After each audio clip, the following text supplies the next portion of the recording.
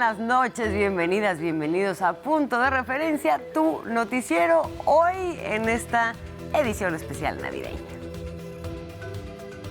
Todo el equipo que hace posible este espacio informativo le desea felices fiestas y le invita a recordar con nosotros uno de los momentos más importantes para la historia de México, la elección de Claudia Sheinbaum como la primera mujer presidenta del país.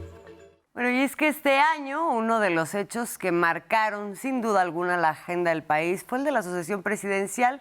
Y durante la campaña, los medios públicos tuvimos la oportunidad de conversar con la doctora Claudia Sheinbaum. Esto fue parte de lo que nos compartió y que ahora le compartimos nuevamente, lo recordamos.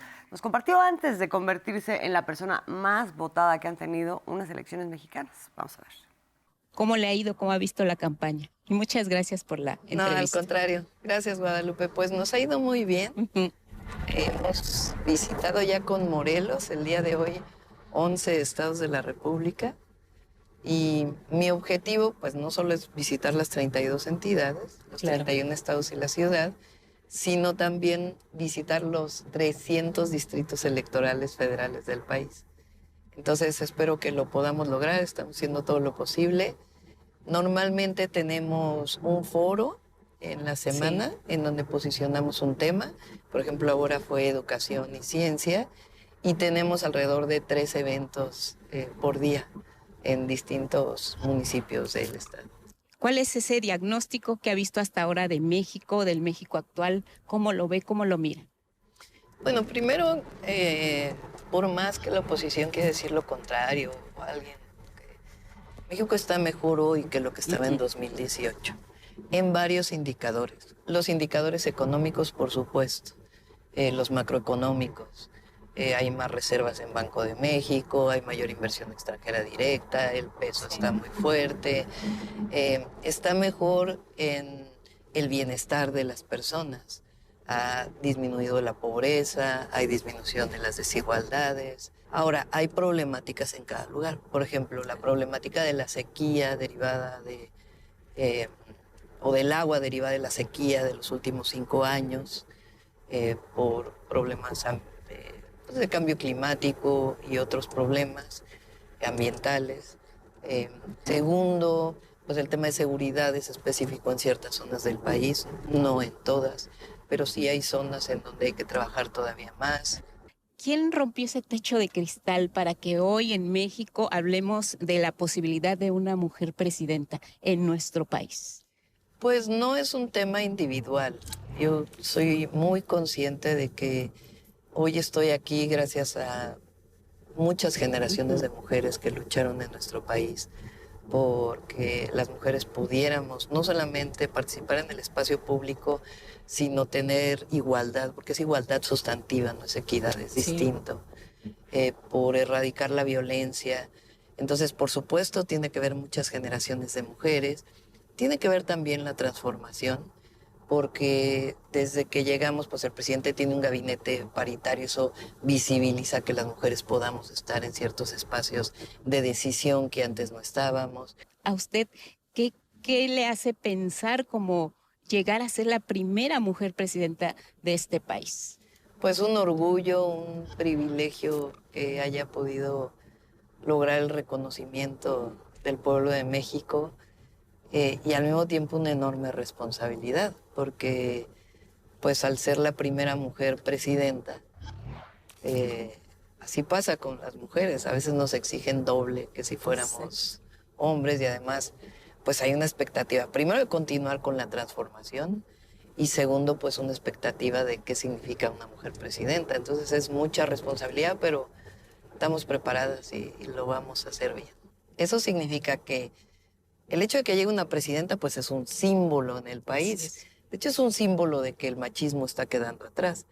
Pero no podemos quedarnos solo en que llegue una mujer presidenta, sino tenemos que seguir avanzando en la igualdad de las mujeres en todos los espacios.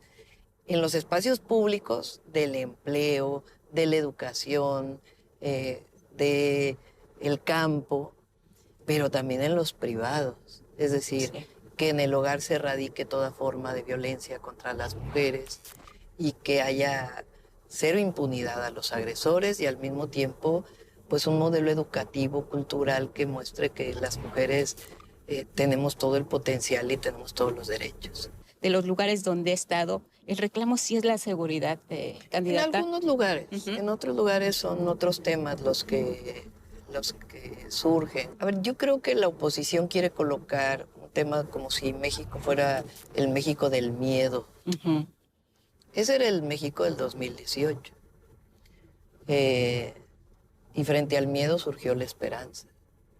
Y claro que hay que seguir avanzando, ¿no? Nadie dice que todo está resuelto, sigue habiendo problemas en el país. Sí. Pero no podemos colocar como que hoy estamos peor que hace 6 años, porque eso no es cierto. Y aprovecho para decir, porque hay esta idea de que el abrazos no balazos del presidente se abraza a los delincuentes. Jamás se planteó eso, jamás, jamás, jamás, eso es falso. El tema central es abraza a la población, abraza a las y los jóvenes. No los orilles a no estudiar, a no trabajar como en el pasado, sino abraza a los jóvenes y seguir avanzando en nuestro país para que disminuya la impunidad. Pues porque nosotros queremos a los jóvenes y las jóvenes en el aula. Decía Martí Batres cuando estábamos en campaña, ya la jefatura de gobierno, que él estaba de campaña a senador, tenía una frase que decía, a los jóvenes los queremos en las aulas, no en las jaulas. Sí. Y es lo que yo planteo, no se trata de construir más cárceles, se trata de construir más escuelas, porque nosotros queremos al joven, a la joven feliz en la escuela, conviviendo con sus compañeros, aprendiendo y teniendo una perspectiva de vida de paz, no una perspectiva de vida falsa cuando se involucra con un grupo delictivo, que finalmente son futuros de vida relacionados con la muerte, no con la vida. Entonces, nosotros queremos a las y a los jóvenes en la escuela y que estén contentos en la escuela y que se sientan apapachados y que tengan una perspectiva de vida distinta y que ahí se diviertan y que ahí aprendan. Eso es lo que queremos para todas y todos los jóvenes. Mi objetivo es lograrlo, si no por lo menos vamos a poner un indicador, que en eso estamos trabajando, porque queremos que él y la joven salgan de secundaria y digan, quiero seguir estudiando. Eso me da una perspectiva de vida distinta y además me siento bien, además voy a tener una beca. Entonces, por eso también fortalecer tanto la educación media superior. Claro, la escuché decir también en alguna de las entrevistas, ser la presidenta de la educación. Sí, quiero ser recordada así, entre otras cosas. Como la presidenta de la educación básica, de la educación inicial, de la educación media superior, de la educación superior, del posgrado. Educación, educación, educación y más educación. Lista ya para el primer debate, se va a hablar de educación, sí. Se va a hablar de corrupción, se va a hablar de transparencia. Sí, sí, totalmente lista. Aprovecho para decir que dejé la Ciudad de México con 0 observaciones de la Auditoría Superior de la Federación, 0 pesos por comprobar, que son de las auditorías más complejas por ser recursos federales, y 100% de transparencia en Jefatura de Gobierno, Secretaría de Finanzas. Ahora, ¿alguna estrategia en particular que vaya a implementar en los debates? Hay ataques, no faltan los ataques. Quisiéramos a veces escuchar más propuestas, pero creo que los debates se prestan para muchas situaciones de las que uno tiene que saber cómo salir airoso, porque se trata de ganar un debate, doctora. Sí, por supuesto que vamos a hacer propuestas. Y no caer en provocaciones, ¿verdad? Porque van a estar queriéndonos provocar. Entonces, claro que vamos a aclarar si hay algún tema que se plantea ahí. Pero la verdad es que nosotros yo tengo una trayectoria que, pues, la verdad es que no hay nada que esté escondido ahí. Ayer salió en el Universal que, desde los 6 años me investigaba la Federal de Seguridad. O sea que si hubiera habido algo ya lo hubieran encontrado. ¿Qué hacer con todas esas teorías de la conspiración y las campañas de difamación? ¿Cómo se maneja eso desde la trinchera política? Porque pues el adversario siempre quiere ganar. Sí, mucha alegría. Yo creo que la campaña tiene que ser muy alegre. Muchas propuestas, las propuestas. Y mucha convicción y que el pueblo de México sepa que no está firme. Porque yo creo que eso es muy importante, ¿no? Estuve el episcopado mexicano llamó a una firma de paz y asistí, pero di mi posición, porque uno no puede firmar algo con lo que no estás de acuerdo. Entonces firmé con algo al calce que decía, firmo en las propuestas que estoy de acuerdo, en las que no, aquí les dejo un documento de lo que no estoy de acuerdo. Hay que seguir dialogando, obviamente, pero tener la convicción muy firme, y eso siempre la ciudadanía y el pueblo de México lo agradece, que no hay dobleces, no hay zigzagueo según con quién estás, dices una cosa, y si estás con otros dices otra cosa. Nosotros tenemos una posición, tenemos muy claro el futuro de nuestro país, y además pues tenemos una historia y un movimiento que nos respalda. ¿En qué específicamente fue ese punto que dijo, a partir de aquí sí hay un compromiso por la paz, pero expreso también mi punto de vista? ¿Cuál fue? Pues hay una visión muy pesimista en el documento, y además de cosas que no son ciertas, ¿no? Por ejemplo, decía, ha aumentado la delincuencia común en un porcentaje altísimo. Entonces decía, a ver, ¿cómo es eso? Si aquí están las estadísticas, pero además aquí está la percepción de la ciudadanía, aquí están mis resultados en la Ciudad de México. Entonces no comparto eso que está planteado ahí. Hay visiones, por ejemplo, en donde incluso pedían que gobiernos extranjeros participaran en las definiciones, pues eso es está fuera de la Constitución. Y algunas cuestiones que no son claras, ¿no? Entonces, por supuesto que nosotros queremos construir la paz. ¿En qué estamos de acuerdo? En que ya no debe haber una visión de guerra. Eso quedó en el pasado, sino una construcción de paz. Y en esa construcción de paz, pues hay cosas en las que estamos de acuerdo y cosas en las que no estamos de acuerdo. Ellos tienen una visión de la Guardia Nacional, de los organismos autónomos que nosotros no compartimos. Entonces, yo creo que lo importante es decir, en esto estoy de acuerdo, en esto no, y en lo que estamos de acuerdo, pues vamos a seguir adelante. Cambios constitucionales, doctora. ¿Usted ha pensado qué es lo que se necesita cambiar de nuestra Constitución como la tenemos ahora? Sí, la Constitución tuvo una regresión muy importante durante todo el periodo neoliberal. Ahora lo que queremos es primero, por ejemplo, poner que el salario mínimo siempre su aumento esté por encima de la inflación, ¿no? Que se regrese al régimen de pensiones justas, que las becas queden plasmadas en la Constitución, que la pensión universal sea reconocida desde los 65 años, que la educación y la salud queden bien establecidas, que quede establecido bien la austeridad republicana dentro de la Constitución, y además la democratización de los organismos electorales y del Poder Judicial, que también es parte de nuestros planteamientos. Y yo tengo otro que dije que lo voy a poner a consulta, que es que regresemos a que ya no haya reelección de ninguno de los puestos de elección popular. ¿Por qué lo piensa así, doctora? Pues no creo que haya ayudado la reelección. Creo que es importante que en todos los partidos y en toda la sociedad haya una renovación del poder legislativo, particularmente en nuestro país, que no sienta el legislador que ya es dueño de su curul, sino que está por ahí 3 años y que de todo, y en todo caso tiene la oportunidad de participar en otros puestos de elección popular. Ahora viene también la coincidencia de un proceso electoral en Estados Unidos. Usted tiene la posibilidad de llegar a la presidencia una vez que pasen las elecciones del 2 de junio. ¿Con quién, con qué partido es con el que le gustaría continuar la relación México-Estados Unidos en su gestión? Pero siempre vamos a poner por encima de todo la defensa de las y los mexicanos que están en Estados Unidos, claro, que son muy importantes para la economía nacional por las remesas, pero son muy importantes para la economía de Estados Unidos y hay que defenderlo siempre. Segundo, que el tema de la migración es un asunto de cooperación para el desarrollo, que es la mejor manera de atender la migración, apoyando a los lugares en donde las personas tienen que migrar por necesidad y no por gusto. Y la otra, pues siempre teniendo una relación de iguales. Nunca nos vamos a tener una relación de subordinación o de bajar la cabeza frente al poderoso, jamás. Pues México es un gran país, es una gran nación y tenemos que siempre representar con dignidad. Ahora, ¿ya tiene pensado quiénes van a integrar su gabinete, quiénes la van a acompañar en todo su proyecto político? Ya tengo algunos perfiles, pero todavía no los voy a decir.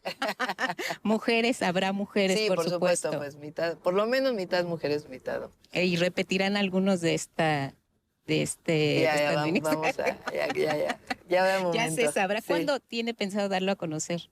Pues no estoy muy segura si sea antes de la elección, pero seguro en los primeros días después de la elección, y pues saben muy bien quiénes son los que nos acompañan. ¿Cómo esperaría que fuera precisamente el día de la jornada electoral?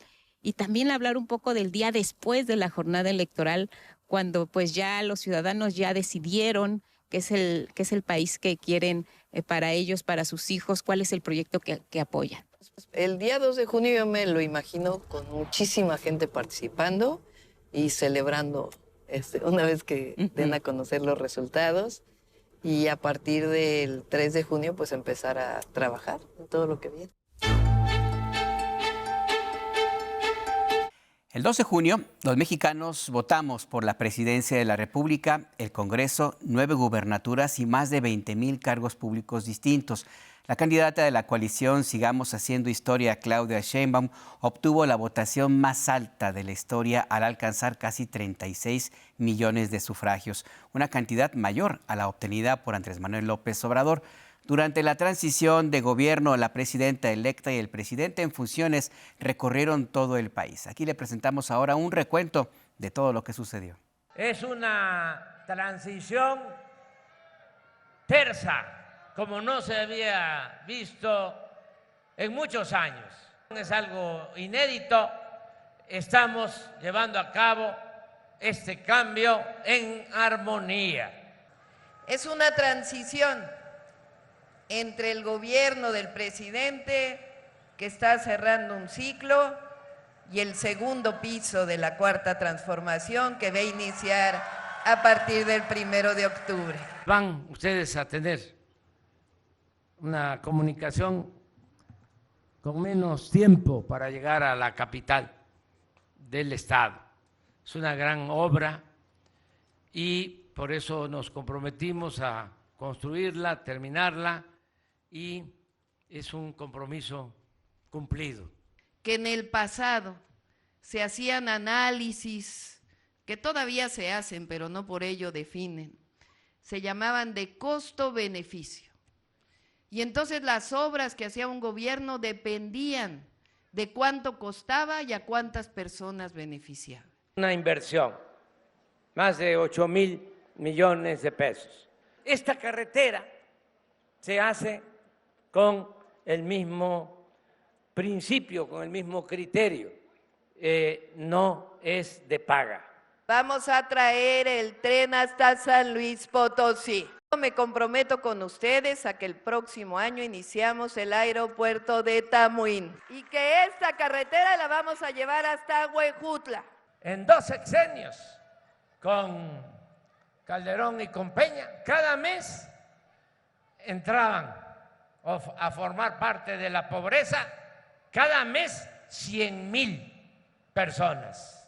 Cada mes crecía en 100,000 personas el número de pobres. Vamos a hacer el tren México, Querétaro, San Luis, Coahuila, Monterrey, Nuevo Laredo.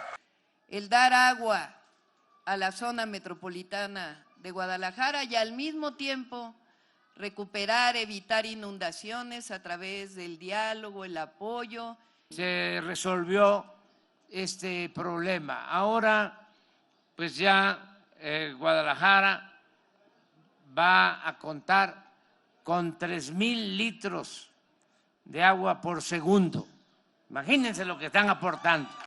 Me despido de ustedes. Es amor eterno, como diría el gran compositor. Ya saben que amor con amor se paga. Es un honor estar con Claudia hoy. El 1 de septiembre, el presidente Andrés Manuel López Obrador se despidió formalmente en una plaza pública, el Zócalo capitalino. Ahí rindió su sexto y último informe de gobierno, que comenzó con la frase: "Me voy con la conciencia tranquila y muy contento", frente a una plancha que, como siempre, lo recibió y también lo despidió llena.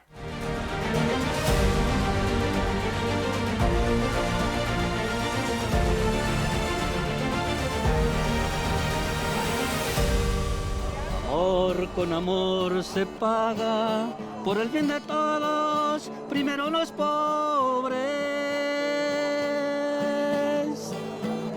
Lo dice el de Macuspana, Andrés Manuel es su nombre, el que todas las mañanas en Palacio da su informe.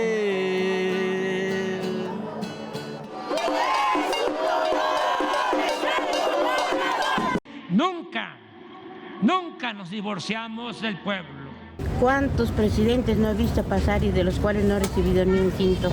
Y ahora que tengo la oportunidad, le doy gracias a Dios que a mis 83 años me dio la oportunidad de ver un gran hombre, recto y con ideales.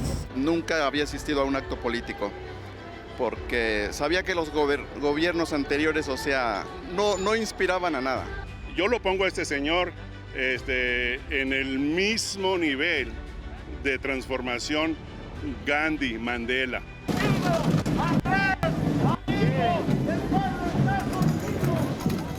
Zona 20, varo, mira. Zona 20, las del cabecita de algodón, mira, zona 20 pesos. Se va mi presidente, el que más vio por la gente y le quitó su megapensión a los expresidentes. El humanista, el insurgente, el transformador, el que dio a los viejitos su pensión. Coco de los Salinas y los saqueadores de minas. Dolor del traidor, del simulador, del chayotero del radio y la televisión. Yo quisiera que siguiera, pero pues él dice que no se puede y que le va a dar oportunidad a otros. Nos va a dar mucha tristeza que se vaya. Él sí pensó en nosotros. Señor presidente, me canso ganso. Gracias, presidente. AMLO, padre de la patria contemporánea. Gracias, señor presidente, por estos 6 años de gloria. ¡Eres chingón, presidente! Me voy a jubilar con la conciencia tranquila y muy contento. Nos regalaste 6 años de esperanza. Su último informe de gobierno fue una emoción muy bonita, porque realmente yo hasta pedí permiso en mi trabajo para venir por mis propios medios. Amor con amor se paga. Muchas gracias por todo, presidente, y que le vaya muy bien. Muchas gracias por el cambio positivo que ha dado nuestro país. Gracias, señor López Obrador, porque otro como usted, ¿o dónde? Valiente presidente, hasta siempre. Por todo lo que has hecho, siempre estarás en nuestro corazón. Me voy también tranquilo, porque a quien entregaré la banda presidencial por mandato del pueblo es una mujer excepcional, Claudia Sheinbaum Pardo. Presidenta. Adiós, cabecita de algodón, adiós, te vamos a extrañar. Los gobiernos tanto de Calderón como de Peña Nieto, yo creo que esos dos gobiernos fueron muy fallidos. Mientras en los sexenios de Calderón y Peña Nieto, cada mes se empobrecían 100,000 personas, en nuestro gobierno, en 5 años, 9.5 millones de mexicanos salieron de la pobreza. Gracias de corazón. ¡Que viva el pueblo de México! Y el 1 de octubre se llevó a cabo la ceremonia de cambio de poderes en la Cámara de Diputados. La maestra Ifigenia Martínez, una de las figuras más icónicas de la izquierda mexicana, fue la encargada de entregar la banda presidencial a Claudia Sheinbaum. En un mensaje posterior, la diputada reconoció que el momento fue uno de los más importantes de su vida, ver a una mujer como presidenta de México.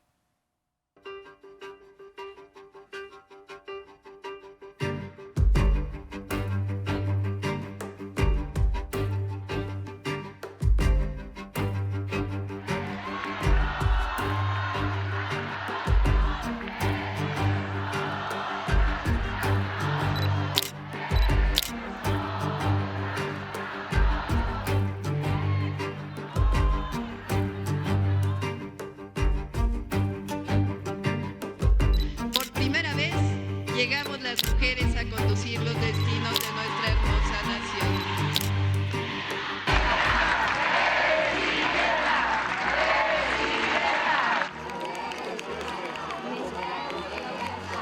La doctora Claudia Sheinbaum Pardo.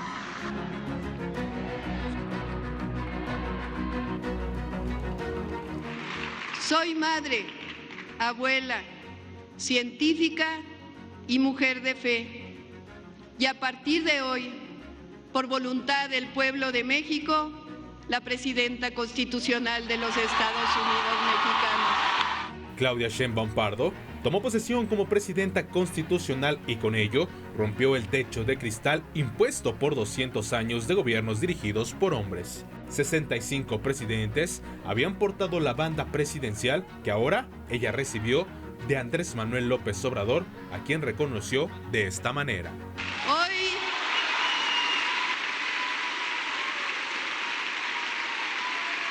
lo decimos con certeza y sin temor a equivocarnos. La historia y el pueblo lo ha juzgado. Andrés Manuel López Obrador, uno de los grandes.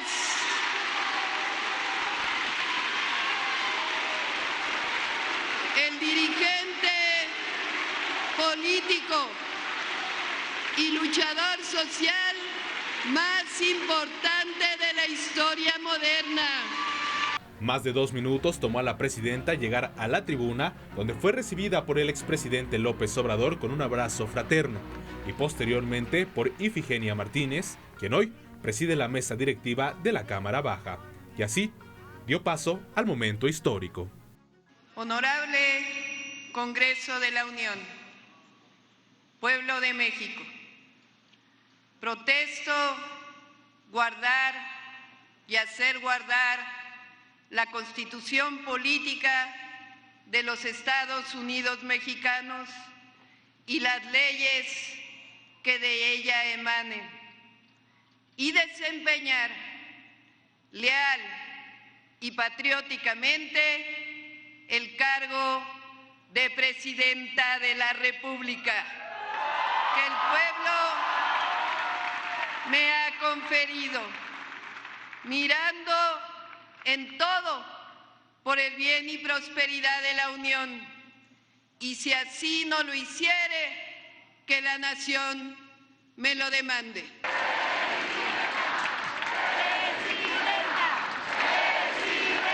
Vino el momento de recibir de parte del expresidente López Obrador la banda presidencial y con ello la estafeta para continuar con el movimiento de transformación del país. Ifigenia Martínez, una de las figuras más respetadas de la izquierda en México, fue la encargada de entregar a las manos a Claudia Sheinbaum la banda presidencial. Te la paso a ti.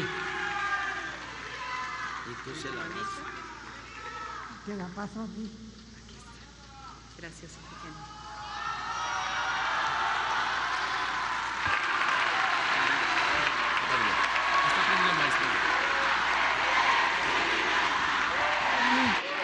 Y ahí, desde esa tribuna, la ahora presidenta constitucional le habló al pueblo de México. Delineó los 10 principios del segundo piso de la Cuarta Transformación.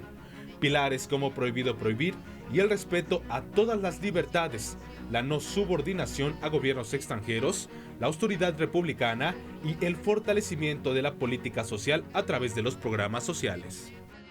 Para que haya prosperidad, debe ser compartida. O dicho de otra forma, por el bien de todos, primero los pobres. 2. No puede haber gobierno rico con pueblo pobre. En esta sesión solemne, todas las bancadas de los partidos políticos en ambas cámaras cerraron filas con la nueva presidenta. Presidenta Sheinbaum,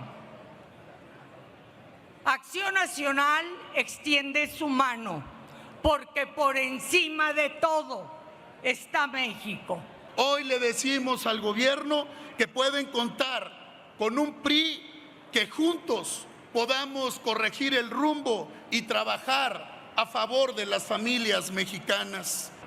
Tenga por seguro que el Movimiento Ciudadano encontrará sororidad, pero no complicidad. Encontrará también diálogo, pero no sumisión. Morena y aliados afirmaron que así como lo hicieron con el expresidente López Obrador, continuarán trabajando en favor de quien menos tienen. El pueblo de México está alegre. La mayoría del pueblo de México está contento con el arribo de Claudia Sheinbaum a la presidencia. Pero como lo dijo ella en muchas plazas, no llega sola, llegan las mujeres. No hay tiempo que perder en discusiones estériles ni en cálculos electorales, porque lo que está en juego es el bienestar de las siguientes generaciones. Y tras reiterar ante la nación que desde hoy presidenta se escribe con A, signó su mayor compromiso con el pueblo de México.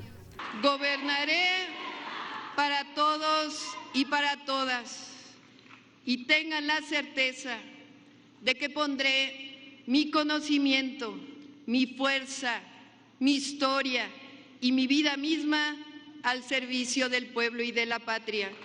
Tengo la certeza de que consolidaremos juntas y juntos un México cada día más próspero, libre, democrático, soberano y justo.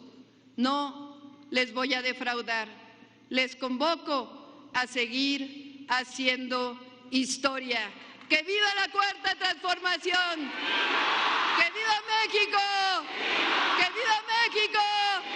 ¡Que viva México! Además de simbólico, el discurso de Claudia Sheinbaum en el Congreso, que acabamos de escuchar, dio luz de lo que serían sus primeras acciones como titular del Poder Ejecutivo. Lo que llamó el segundo piso de la Cuarta Transformación se cimentará sobre cambios estructurales, como son las reformas constitucionales de diferentes índoles.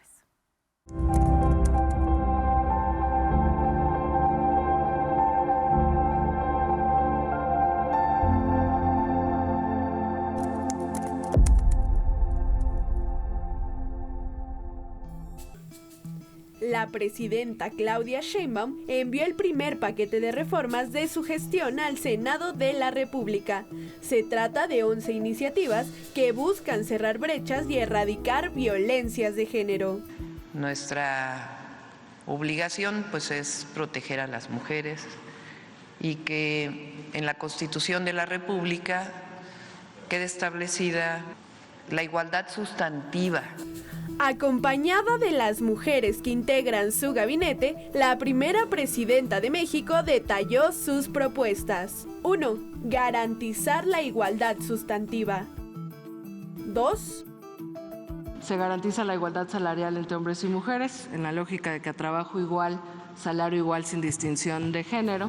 3. Obligatoriedad de paridad de género en la administración pública federal y estatal. 4. Se fortalecen medidas de protección para las mujeres en materia de violencia digital, para fortalecer la ley Olimpia y también para fortalecer las leyes que garantizan el agresor sale de casa cuando las mujeres viven violencia. 5. Mayor protección para mujeres frente a la violencia vicaria, es decir, la violencia que ejerce una tercera persona contra una mujer por medio de amenazas y condicionamiento a través de las y los hijos. 6. Se dispone que todas las entidades federativas deberán contar con fiscales de investigación por delitos de razón de género. 7. Perspectiva de género en instituciones de seguridad pública y procuración de justicia. 8. Se establece en la Constitución también el derecho a todas las personas a una vida libre de violencia. 9. El Estado debe redoblar esfuerzos para garantizar a las mujeres vivir sin violencia. 10. Se establece que las autoridades federales puedan conocer de las medidas de protección que derivan de delitos de fuero común, esto para fortalecer la cooperación y la coordinación entre las distintas autoridades y que no sea esta discusión de repente de esto no me toca porque es un delito federal o es un delito del fuero común. Y 11. La creación del Registro Nacional de Medidas de Protección para Mujeres, Adolescentes e Infancias. Y como parte de esta estrategia nacional en favor de las mujeres, se anunció la creación de una cartilla de derechos. Que hombres y mujeres tenemos que conocer los derechos de las mujeres, los derechos humanos de las mujeres. Pero lamentablemente a veces una mujer que vive violencias no sabe que está viviendo violencias. O una mujer que gana menos que un hombre cuando realiza el mismo trabajo no sabe que su derecho es percibir el mismo salario. Entonces lo que queremos es que todas las mujeres mexicanas tengan su cartilla, que digan estos son mis derechos y si no se cumplen, ¿a dónde tengo que dirigirme para que se puedan cumplir? Punto de referencia, Karen Ballesteros.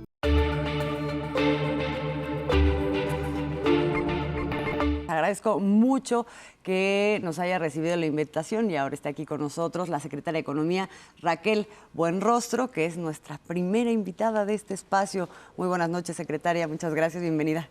Buenas noches a todos y a todo el auditorio. Es un honor estar aquí. Hace 5 años uno no se imaginaba que ahora México se encontraría en este lugar, el lugar número 12 de las economías del mundo. Se dice fácil. Y hay algunos que han incluso querido explicar este fenómeno por otros externos, por ejemplo, la relocalización de empresas, pero no ha sido tan fácil. ¿Cómo explicaría usted los principales ejes que han llevado a estos resultados? Bueno, lo primero es el modelo económico del país, ¿no? El modelo económico del presidente López Obrador en esta administración ha cambiado radicalmente. Como lo vimos hace rato en uno de los cortos aquí en el programa, ya se buscaba solamente el puro neoliberalismo. Ahora es un modelo económico que trae justicia, es demócrata, es social, es demócrata, es participativo y es humanista. ¿Qué nos dice eso? Pues nos dice que estamos en un sistema que está orientado preferencialmente a apoyar a los pobres, pero además le permite garantizar primero su autonomía, su libertad y recuperar la dignidad. Y en todo momento se ha dedicado a reconocer y a respetar la capacidad que tiene el pueblo de México para transformar al país, a la sociedad. Estamos hablando que en este proceso de crecimiento económico tiene mucho que ver también, secretaria, en la inversión. Los empresarios emprendieron este proceso de nearshoring o de relocalización de empresas, pero son inversiones de otra naturaleza. ¿Por qué se lo pregunto? Se lo preguntamos, secretaria. En otros momentos, México ha tenido una especie también de bonomía económica, pero basada sobre todo en el llamado capital golondrino. O sea, ese capital que llega, se va a bolsa, recibe las ganancias y en cuanto mejora la tasa de interés en otro país, se va y deja al país en crisis. ¿Cuál es la diferencia que tenemos ahora? ¿Qué tipo de capital y de inversiones y de empresas están llegando? Bueno, efectivamente, el capital se ha fortalecido mucho, sobre todo en la manufactura. Y hay que entender que cuando se habla de manufactura no estamos pensando en la maquila tradicional, sino es una manufactura de industria un poco más especializada, más sofisticada, que lo que obliga es a tener más capital, plantas más grandes, más costosas, pero también más empleos y empleos mejor pagados. Pero ya lo decía también hace un momento, que no todo lo explica la relocalización. Yo creo que la primera parte del empuje de la economía de México fue durante la pandemia. O sea, durante la pandemia, cuando llega la pandemia y se rompen todas las cadenas de suministro y se para, digamos, de alguna manera la economía en el mundo, ¿qué sucede en México? En México lo que se hace es, nosotros en 2020 fuimos el único país que incrementó los ingresos. Entonces, mientras en todo el mundo los ingresos caían, México fue el único país que tuvo una tasa de crecimiento positiva. Eso permitió garantizar los programas sociales, no endeudarse y mantener toda la inversión pública. Y se encuentra con nosotros para hablar de esto nada menos que la responsable de la política pública de cultura en nuestro país, Alejandra Frausto, secretaria. Muy buenas noches, bienvenida, qué gusto tenerla aquí. Qué gusto estar con ustedes y felicidades por este nuevo espacio, Azul Alberto. Un año de cierre, de balances, de entregas. ¿Cómo llega la secretaria de Cultura a este momento, después de haber planteado una política donde se concibe la cultura de una forma diferente a la que hemos visto y donde eso se traduce en una política pública con prioridades también y formas de hacer las cosas distintas. Pues justamente llegamos a toda velocidad, llegamos con trabajo ya hecho. Nosotros nos propusimos que la cultura dejara de ser un privilegio o dejara de ser un accesorio que te puedes quitar o un adorno para convertirse en un derecho humano, para que se ejerza como el derecho humano que está en la Constitución y que se convirtiera también en un eje de transformación, en uno de los ejes de la profunda transformación que está viviendo nuestro país. Situamos, además de los esfuerzos cotidianos importantes del apoyo a las artes, del apoyo al desarrollo artístico, la promoción artística que se ha salvaguardado y que han seguido los apoyos en todas las disciplinas y han crecido en todas las disciplinas, había que voltear a ver aquellos lugares en donde la fisura social nos doliera más, en donde lo que hubiéramos heredado de otra época tuviera un problema por el cual la cultura permite salir adelante a una comunidad. Entonces, es ahí donde se ha puesto un énfasis distinto a las administraciones anteriores, ¿no? Hablo de cultura comunitaria, de los semilleros creativos que están a través del arte, de la expresión artística, de la música, del teatro, de la literatura, del circo, de la fotografía, del cine. Pues más de 15,000 niñas, niños y jóvenes todas las tardes de manera gratuita, transformando sus días, transformándolos con imaginación, con creatividad y haciendo un trabajo comunitario en sus zonas que van transformando ese lugar en donde se había sembrado violencia, pues sembramos paz, sembramos alegría, sembramos armonía, sembramos conciencia. Es una aportación a la profunda revolución de conciencias que está viviendo México. Y el arte es poderosísimo. Esta tarde conversamos con el embajador de México ante la ONU, Héctor Vasconcelos, sobre el proceso con el que México busca no solo defender su soberanía, sino hacer de este desafortunado evento, es decir, el asalto a la embajada mexicana en Ecuador, pues un ejemplo para la no repetición en el futuro. El embajador Vasconcelos se mostró optimista en que el país será acompañado en su posición y ve poco probable que este tema enfrentara el veto de alguna potencia. Sí, yo espero que en el caso del enorme problema que hemos tenido con la violación de nuestra sede diplomática en Quito y los agravios al personal diplomático, espero que en este caso, si esto llegara en algún momento al Consejo de Seguridad, ningún país ejercería el veto, porque no existe país alguno en el mundo al que le convenga que no se respeten los principios esenciales del derecho internacional, de la convivencia internacional, yo diría, como son la no violabilidad de las sedes diplomáticas, del personal diplomático, todo lo que representa la Convención de Viena, que hay que insistir en ello. Llevó muchos años, muchas décadas, muchos siglos llegar a estas normas internacionales establecidas en los últimos 100 años, básicamente. Entonces, hemos encontrado, la verdad, México ha encontrado un enorme consenso en apoyo a nuestra posición respecto a lo ocurrido en Ecuador. Yo hasta este momento, hace ya 2 semanas de ese conflicto, de que inició esa agresión a nuestra soberanía, y no he encontrado un solo representante permanente ante la ONU de algún país que no me exprese en lo personal, en contactos individuales, lo que lamentan, deploran y condenan lo que llevó a cabo el gobierno del Ecuador.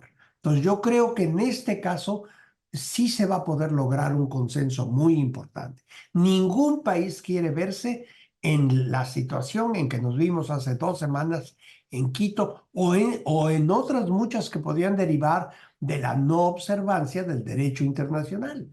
Yo creo que en el caso particular del conflicto entre México y Ecuador, ahí yo no veo que pueda haber, por ejemplo, el ejercicio del veto, porque insisto, ¿qué país puede desear que se lleven a cabo violaciones tan flagrantes a la soberanía de otros países representadas en en nuestras representaciones diplomáticas, ¿verdad? Ahí yo veo una posibilidad importante de consenso. Ahora, hay que decir que nunca un país hasta ahora ha sido expulsado de la ONU, ¿no? En los alrededor de 80 años de existencia de la ONU, desde 1945. Agradecemos mucho que nos acompañe esta noche el director general de Petróleos Mexicanos, Octavio Romero Oropeza. Bienvenido, ingeniero. Buenas noches. Azul, muy buenas noches, Alberto. ¿Qué tal? Bienvenido. Me da muchísimo gusto a mí estar aquí con ustedes. Que hay una forma particular de abordar el tema de la corrupción aquí. No es, en esta administración me refiero, no es vamos a perseguir a todo el mundo, sino vamos a resarcir el daño que se hizo en aquel momento. ¿Así lo escribiría? Así es, tal como lo dices. Nosotros no entramos en Petróleos Mexicanos a hacer una cacería de brujas. Y lo dijimos desde el principio. Nosotros necesitamos echarle para adelante porque la producción venía al suelo, la refinación, las reservas. Necesitábamos trabajar. Lo único que dijimos es, ya las reglas cambiaron y quien se equivoque, pues va a pagar las consecuencias. Ahora, en el día a día, pues nos fuimos encontrando, casi que te chocas con este tipo de situaciones. Les platico algo. De repente hay un contrato por la renta de un ducto de 300 kilómetros que viene de Poza Rica a la refinería de Tula. Entonces, se pagaban 4.2 millones de dólares mensuales, o casi 100 millones de pesos mensuales. Y bueno, ¿y qué transportamos en ese ducto? Nada. ¿Cómo nada? ¿Pero qué transportábamos? Nada. Bueno, pero cuando se rentó por primera vez, nada. Y entonces cuando uno se mete a averiguar la historia, se iba a desarrollar un campo gasero en el norte de Veracruz, y algunos funcionarios, esto lo voy a decir un poquito medio chusco, pero es para describir la situación. Oye, aquí hay mucho gas, ¿cómo lo metemos al centro del país? No, pues necesitamos un ducto, pues hay que construir un ducto, no, pues no tenemos dinero, pues que lo construye un particular y se lo rentamos. Y entonces contrataron a la empresa construyó el ducto y terminó y empezó a cobrar los 4.2 millones de pesos mensuales. El único problema fue que nunca se desarrolló el campo de gas, o sea, nunca hubo gas para meterlo. Y durante 5 años se estuvo pagando por la renta de ese ducto. Entonces, cuando te chocas con eso, tú dices, bueno, esto se acabó. A partir de hoy no se paga ni un centavo y nos vamos al pleito. Clara, gracias por esta conversación. Hola, Alberto, hola, Azul, aquí estamos. Bienvenidos. En Iztapalapa hubo un modelo descentralizado de administración. ¿Cómo lo trasladaría Clara Brugada a una Ciudad de México logrando estos equilibrios en donde, por un lado, puede estar controlado el tema de la corrupción, pero por otro lado también se pueda ir trabajando desde ese enfoque que permitió muchas cosas en Iztapalapa? Claro, mira, yo considero que quienes gobiernan a través de alcaldía, pues son gobiernos locales, co-gobiernan la ciudad. Las alcaldías y el gobierno de la ciudad gobernamos un mismo territorio. El tema del agua, ¿sí? El tema del agua, por supuesto que es un tema que no solo se resuelve en la ciudad, sino de manera metropolitana.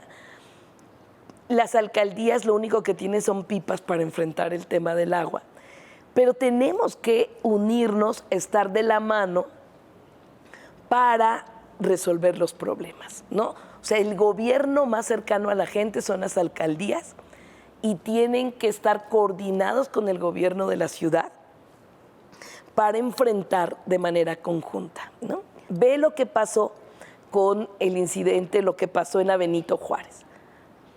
Era para que la alcaldía Benito Juárez estuviera de la mano con el gobierno de la ciudad resolviendo el tema, pero no, decidió politizarlo, decidió enfrentar políticamente y ni siquiera ayudar con un poco de agua a la ciudadanía. Seguridad. En seguridad, yo recuerdo que el al otro día de que el presidente de la República toma posesión, indica que se instalen los gabinetes de paz y seguridad en todo el país, en todos los municipios, dejando a los presidentes municipales o alcaldes o alcaldesas asumir la coordinación de seguridad en su municipio. Nunca había pasado eso antes. Nunca había un presidente convocado a los municipios a retomar en sus manos y que ponía la coordinación de la Secretaría de Seguridad a nivel federal, en ese entonces todavía no existía guardia, para que se coordinara con los municipios. Obligó a que los estados de la República tuvieran que coordinarse en materia de seguridad con los municipios. Yo lo hice aquí, en la Ciudad de México, por supuesto de la mano de Claudia Sheinbaum, y fue un éxito rotundo los gabinetes, un éxito rotundo. Y nos acompaña esta noche a la distancia Mike Vigil, exagente de la DEA, para hablar justamente sobre las incógnitas que permanecen en torno a esta carta y a lo que hemos visto en este último tiempo, esta carta atribuida a Ismael El Mayo Zambada. Mike, ¿qué lectura nos puede dar de esta carta, de los elementos que provee, del valor que pudiera tener a la luz de lo que es su experiencia sobre el comportamiento del cártel, sobre el propio perfil de Ismael Zambada? ¿Qué nos puede decir? Bueno, primero, Mayo Zambada no escribió esa carta. Mayo Zambada es una persona que nació y se creció en Álamo, en el municipio de Culiacán. Entonces, no tiene mucha educación. Aparte, leí esa carta en varias ocasiones y para mí, como lo ha dicho en varias ocasiones también, que es como una telenovela barata. Para mí no tuvo mucho sentido, por ejemplo, que Mayo Zambada, que se mantenía en la Sierra Madres, en el Triángulo Dorado, Sinaloa, Chihuahua, Durango, no salía de allí. Y en 2010 él dio una entrevista donde dijo que él tenía pánico que lo capturaran y si iba a ser capturado, que él contemplaba suicidarse. Llega a un sitio con nada más 4 espaldas, es una persona buscada por todo México, tiene una recompensa de $15 millones y llega a un sitio con nada más 4 escoltas de seguridad. Cuando llega, él dice que mira uniformados, tipo militar, y piensa que son escolta de los chapitos. Los chapitos nunca han utilizado escoltas o individuos uniformados. Bueno, y esta noche nos acompaña en el estudio una mujer, es política, es activista, es feminista de izquierda y una de las invitadas especiales a la toma de protesta de la presidenta Claudia Sheinbaum. Se trata de Irene Montero, eurodiputada del Partido Español Podemos. Bienvenida, Irene. ¿Qué tal? Muchas gracias. Muy honrada de estar acá con vosotras. Pienso ahora mismo en esta forma en la cual desde España se ha respondido por algunos grupos absolutamente antiderechos a la propuesta del expresidente López Obrador y de la presidenta Claudia Sheinbaum de que exista un reconocimiento a lo que ocurrió hace muchos años y que no puede decirse que eso es parte del pasado, porque de una u otra forma está presente ahora mismo. Creo que tenemos planteamiento del partido Vox. Alejandro Nolasco, vamos a verlo. De México, a la que yo hace un momento he llamado analfabeta e ignorante, porque una de dos, o es analfabeta e ignorante o nos está tomando el pelo a todos y lo que quiere es romper las relaciones con España, porque no se puede decir que nosotros fuimos allí a fastidiar las excelentes civilizaciones que había. Pero, bueno, ¿pero qué me está contando? Si había canibalismo, si aquello era algo satánico, ¿no? Y a esto, Irene, así respondió la presidenta Sheinbaum, si nos permites. Por supuesto. Ayer, un representante de Vox dice: la nueva presidenta de México, Claudia Sheinbaum, se ha comportado como una absoluta analfabeta y como una absoluta ignorante. Y aseguró que los españoles jamás vamos a pedir perdón. Pero miren esto, pero es esta visión de que no tienen que pedir perdón porque vinieron a salvar a las mexicanas y mexicanos. O esta idea de solamente el encuentro de dos mundos. No, hubo matanzas. Tan solo la del Templo Mayor. Un comentario sobre esto, Irene. Me parece una respuesta muy digna y muy comedida por parte de la presidenta Claudia Sheinbaum, honestamente. Yo creo que otras monarquías en Europa ya han pedido perdón por lo que, digamos, en un intento de corrección política han llamado abusos de la colonización, que hay que llamar a las cosas por su nombre, ¿no? Audre Lorde decía, el silencio no te protegerá. El primer paso para que las cosas sean justas es llamarlas por su nombre. Y claro que hubo violencia, y claro que hubo matanzas. Y eso hay que reconocerlo. Y no porque haya pasado hace 500 años deja de ser más importante o más doloroso.